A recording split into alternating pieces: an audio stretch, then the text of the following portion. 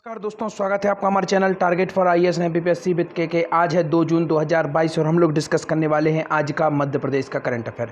बहुत कुछ महत्वपूर्ण होने वाला है आज के मध्य प्रदेश के करंट अफेयर में, जैसे कि भारत की पहली बुलेट क्रश मशीन की स्थापना कहां पर की गई है। जी हाँ दोस्तों, यह काफ़ी हर्ष की बात है कि इसकी स्थापना मध्य प्रदेश में की जा रही है। और जब भारत की पहले की बात हो तो this is the very important most important types of question that we are going to discuss about in this video.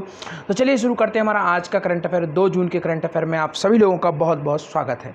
सबसे पहला इंपॉर्टेंट क्वेश्चन है, भोपाल का विलीनीकरण दिवस कब मनाया जाता है। आपका ऑप्शन नंबर 1 है 1 जून को, 2 जून को, 3 जून को या फिर 4 जून को। इसका राइट आंसर है दोस्तों आपका ऑप्शन नंबर 1 जून को। विलीनीकरण से क्या तात्पर्य है, आप सभी को मालूम होना चाहिए। जब भारत देश आज़ाद हुआ था तो वह विभिन्न प्रकार के पार्ट्स में डिवाइड था, जिन्हें नाम दिया गया था part A, part B, part C और पार्ट डी, जिसमें से जो हमारा भोपाल है वह पार्ट सी के अंतर्गत आता था।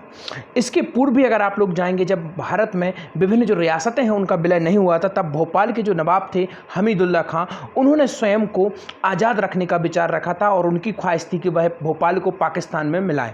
परंतु सरदार वल्लभ भाई पटेल की त्वरिता एवं उनके जो देशभक्ति के प्रभाव के कारण उन्होंने और विभिन्न प्रकार के आंदोलन भी भोपाल में हुए, जिस कारण से भोपाल को मजबूरन विलय करना पड़ा भारत में। तो यह काफ़ी अधिक इंपॉर्टेंट है और इसी विलय को कहा जाता है विलीनीकरण दिवस। अर्थात 1 जून को विलय हुआ था भोपाल का मध्य प्रदेश में और सन कौन सा था, 1949। अर्थात आप समझ सकते हैं आज़ाद होने के लगभग 2 वर्ष बाद भोपाल का हमारे मध्य प्रदेश में विलय हुआ था। अब मैं थोड़ा सा भोपाल पर प्रकाश डाल देता हूँ क्योंकि भोपाल की बात हुई है।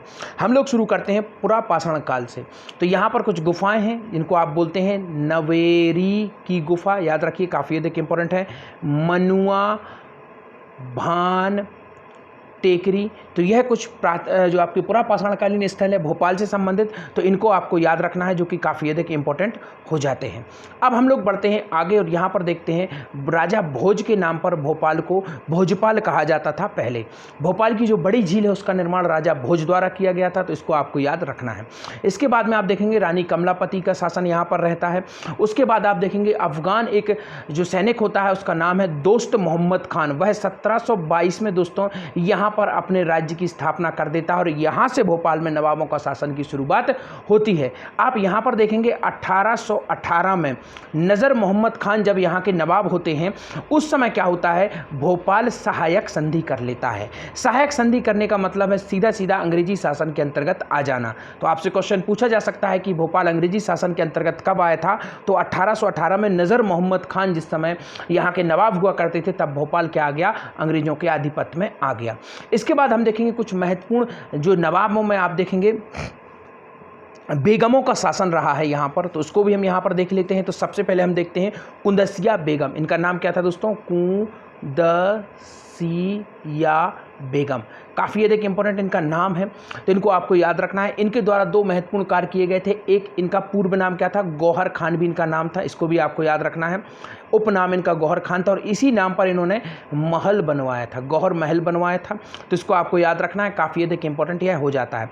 इसके बाद में यहाँ पर कुंदसिया बेगम से संबंधित एक इंपॉर्टेंट फैक्ट यह है कि ये प्रथम महिला नवाब थी जिन्होंने पर्दा प्रथा का त्याग किया था, तो इसको भी आपको याद रखना है। पर्दा प्रथा का त्याग करके पुरुषों की तरह वेशभूषा में इन्होंने दरबार लगाया करती थी, जिस कारण से इनका काफ़ी अधिक विरोध भी करते थे जो रूढ़िवादी लोग थे। अब देखते हैं नेक्स्ट कौन थी, तो नेक्स्ट दोस्तों आपको याद रखना है सिकंदर जहां बेगम। इनका नाम था सिकंदर जहां बेगम दोस्तों, और यही 1857 की क्रांति के समय भोपाल की नवाब थी, तो इसको भी आपको याद रखना है। और इन्होंने क्या किया था, अंग्रेजों का सपोर्ट किया था, और जो महत्वपूर्ण क्रांतिकारी थे उनके नाम थे, एक का नाम था आदिल और एक का नाम था फादिल। दोनों के नाम यहाँ पर लिख देता हूँ, एक का नाम था आदिल और एक का नाम था फादिल। और दोस्तों इन दोनों को इन्होंने अंग्रेज़ों से मिलकर इन्हें फांसी दिलवा दी थी, तो इसको आपको याद रखना है। अंग्रेज़ों से मिलकर इन दोनों को फांसी दिलवाई थी। किसने दिलवाई थी, सिकंदर जहां बेगम ने। और सिकंदर जहां बेगम एक ऐसी बेगम थी जो कि मार्शल आर्ट में प्रशिक्षित थी, तो इनको भी याद रखना है, काफ़ी अधिक इंपॉर्टेंट हो जाता है। इसके बाद देखेंगे दोस्तों शाहजहां बेगम आती हैं, यह सबसे महत्वपूर्ण है क्योंकि इनके द्वारा कुछ महत्वपूर्ण आप देखेंगे जो स्ट्रक्चर बनाए गए। यहाँ तक कि दोस्तों शाहजहां बेगम ने लंदन में भी मस्जिद का निर्माण करवाया था। यहाँ पर आप देखेंगे इनके द्वारा ताजुल मस्जिद इनके द्वारा बनाई गई थी, एक मोती महल बनवाया गया था और एक मोती मस्जिद भी इनके द्वारा बनाई गई थी, एक बेनज़ीर महल भी इनके द्वारा बनाया गया था। और इन्होंने दोस्तों शिक्षा पर भी काफ़ी जोर दिया था और शिक्षा की पंचवर्षीय योजना भी इनके द्वारा बनाई गई थी। तो इसको आपको याद रखना है, काफ़ी अधिक इंपॉर्टेंट है। और फिर लास्ट में आप देखेंगे जो आपकी सुल्तान जहाँ बेगम करके रहती हैं और उनका नाम है कै खुसरो, याद रखिए कै खुसरो बेगम, यह अंतिम बेगम थी। और यह दोस्तों जो अलीगढ़ मुस्लिम विश्वविद्यालय है उसकी प्रथम क्या थी दोस्तों, महिला चांसलर थी, उसकी प्रथम चांसलर भी रही हैं ये। तो इसको भी याद रखना है, काफ़ी अधिक इंपॉर्टेंट हो जाता है कै खुसरो बेगम से संबंधित। तो यह कुछ इंपॉर्टेंट फैक्ट थे रिगार्डिंग भोपाल जो कि मैंने आपको बताने की कोशिश की। आगे बढ़ते हैं। मुख्यमंत्री श्री शिवराज सिंह चौहान विलीनीकरण स्मृति कार्यक्रम में हुए सम्मिलित राज्यसभा सांसद श्री JP नड्डा जो कि BJP के राष्ट्रीय अध्यक्ष हैं, इन्होंने जो शहीद हुए थे उस समय उनको पुष्पांजलि समर्पित की। मुख्यमंत्री शिवराज सिंह चौहान भोपाल विलीनीकरण दिवस 1 जून के अवसर पर विलीनीकरण शहीद स्मृति द्वार पर कार्यक्रम में सम्मिलित हुए।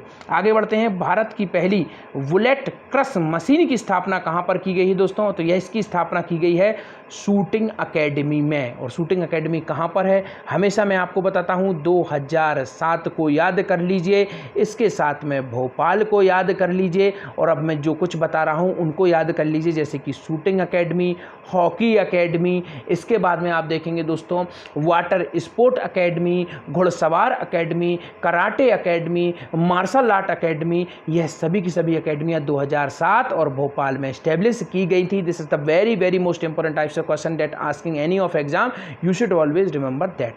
अब हम लोग आगे बढ़ते हैं।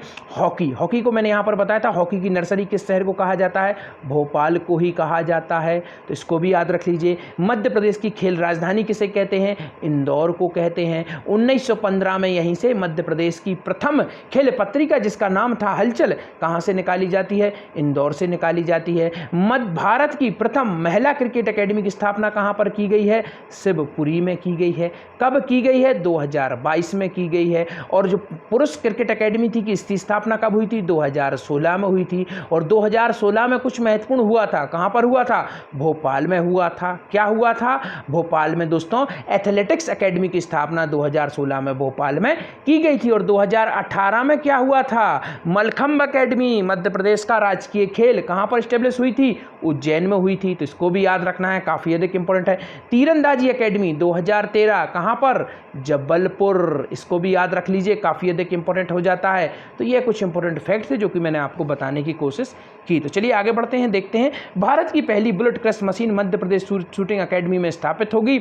मध्य प्रदेश राज्य शूटिंग अकेडमी में भारत की पहली बुलेट क्रश मशीन की स्थापना की गई है। इस मशीन के इस्तेमाल किए गए कारतूस के सेल को नष्ट किया जाता है। इसके उपयोग से इस्तेमाल किए गए बुलेट को दोबारा उपयोग में नहीं लाया जा सकेगा। इस व्यवस्था से कारतूस का दुरुपयोग नहीं होगा। तो यह काफ़ी अधिक इंपॉर्टेंट हो जाता है। आगे बढ़ते हैं। मध्य प्रदेश में कौन सी अकेडमी खोलने का विचार किया जा रहा है, तो इसका नाम है दोस्तों ब्रेक डांस। और अगले दोस्तों 2024 में जो आपके ओलंपिक होना है, कहाँ पर होना है, पेरिस में होना है। कौन से नंबर के हैं, 33वें नंबर के हैं। अब 34वें नंबर के कहाँ पर होंगे दोस्तों 2028 में, तो लॉस एंजलिस अमेरिका में। अब 34 में देख लिए तो 35 में भी देख लीजिए, कहाँ पर होंगे, ऑस्ट्रेलिया में होंगे। तो यह मैंने आपको बता दिया। और 2024 का जो ओलंपिक है पेरिस में होना, यहाँ पर ब्रेक डांस को शामिल किया जाएगा और इसी अकेडमी के खोलने का मध्य प्रदेश में विचार चल रहा है। ब्रेक डांस का अब ओलंपिक में शामिल किया जाएगा। मध्य प्रदेश में अकादमी बनाने पर विचार है। खेल मंत्री का हिप हॉप स्टाइल का यह डांस है, परंतु सिर्फ एक डांस स्टाइल नहीं, अब ये एक खेल है, सिर्फ खेल नहीं, ओलंपिक में शामिल खेल है। तो वर्ष 2024 में पेरिस ओलंपिक गेम्स में ब्रेक डांस ब्रेकिंग के नाम से खेला जाएगा। किस नाम से खेला जाएगा, ब्रेकिंग। और इसी नाम से क्या बनाई जाएगी, हमारे यहाँ पर एकेडमी भी बनाई जाएगी। मध्य प्रदेश में बीजेपी की तरफ से राज्यसभा से किसे भेजा गया, आपको ऑप्शन नंबर 1 है सुमित्रा वाल्मीकि, कविता पाटीदार, दोनों, या फिर इनमें से कोई नहीं। इसका राइट आंसर क्या है, दोनों, अर्थात सुमित्रा वाल्मीकि और कविता पाटीदार दोनों को मध्य प्रदेश में बीजेपी की तरफ से भेजा जाएगा। बीजेपी ने फिर दिया सरप्राइज, राज्यसभा के लिए सुमित्रा वाल्मीकि को बनाया उम्मीदवार। प्रदेश बीजेपी की उपाध्यक्ष और जबलपुर नगर निगम की अध्यक्ष रह चुकी सुमित्रा सीएम शिवराज सिंह चौहान की करीबी मानी जाती हैं। पार्टी कविता पाटीदार को अपना पहला उम्मीदवार रविवार को ही घोषित कर चुकी है।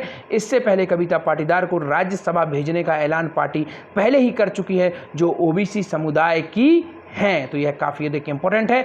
आज के आपके क्वेश्चन, आयुष्मान कार्ड जनरेट करने में मध्य प्रदेश का देश में कौन सा स्थान है। नेक्स्ट है आपका, भिक्षा नहीं शिक्षा दें जन भागीदारी अभियान का शुभारंभ किसके द्वारा किया गया। Thank you so much watching this video.